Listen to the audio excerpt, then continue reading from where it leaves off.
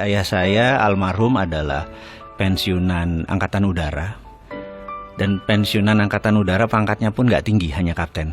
Jadi bisa dibayangkan saya lahir di Mospati, di Madiun, asli Malang. Rumah kami yang termewah itu adalah gorden.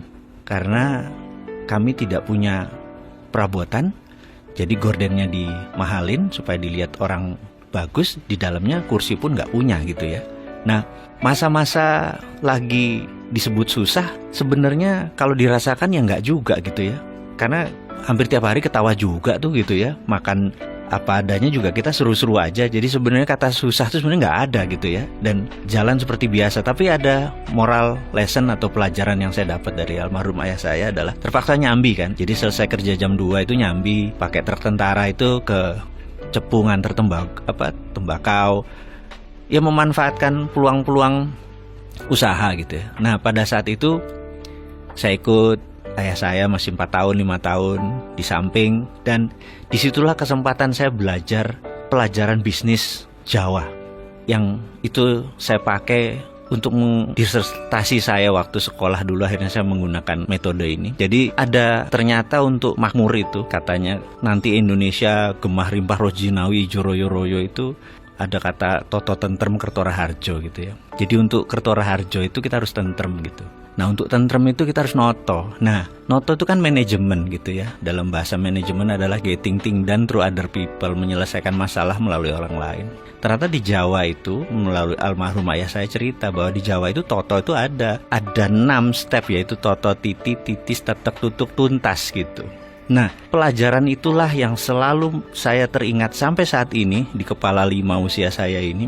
Manajemen Jawa yang menurut saya luar biasa itulah akhirnya menjadi platform saya berbisnis. Dan dari dulu memang akhirnya saya pegawai itu hanya batu lompatan saja gitu. Nah, singkat cerita, sebagai orang kampung, cita-cita saya adalah sekolah ke Amerika. Dan ini mission impossible. Karena saya pindah ikut orang tua saya ke Palembang, 5 tahun tinggal di sana, kemudian Balikpapan hampir 7 tahun. Bisa dibayangin saya kelas 2 SD, saya menggunting rumahnya Donald Trump itu, White House. Dan selalu saya bilang sama diri saya mau sekolah di sini. Suatu hari kalau zaman dulu kan kita main kelereng tuh, ngambil kelereng dari kantong, kelerengnya jatuh, gambar itu juga jatuh. Teman-teman lihat di Palembang, ngomong begini, apa nih? Aku bilang, aku nak sekolah di sana. Mak mano? Wong dusun gitu. Nggak mungkin. Saya bilang, enggak. Saya mau sekolah di sana itu gitu. Walaupun kita diketawain di garger-garger. Kelas 5 SD pindah Balikpapan sampai SMA. Sama. Ini gila lu katanya gitu dan lain sebagainya. Kelas 2 pindah Jakarta. Setiap hari dari Blok M ke Halim itu selalu lewat Tekdikbud. Suatu hari ada pajangan besar sekolah ke luar negeri. Dan saya berkata, kesempatan. Saya mendaftar. Pengumuman saya ingat banget karena nilai ijazah saya 6, paling tinggi 8 agama. 1, nggak mungkin lah gitu. Tapi saya pede dalam hati bahwa saya sekolah ke luar negeri. Pengumuman keluar, nggak ada nama kita. Karena saya emang dari pertama mau ke Amerika. Sementara zamannya Pak Habibie itu, tahun 84, 85, 86 itu kan disekolahkannya ke Belanda atau ke Jerman gitu ya. Saya ngotot. Terus seminggu kemudian dapat surat harus ke Dekdikbud.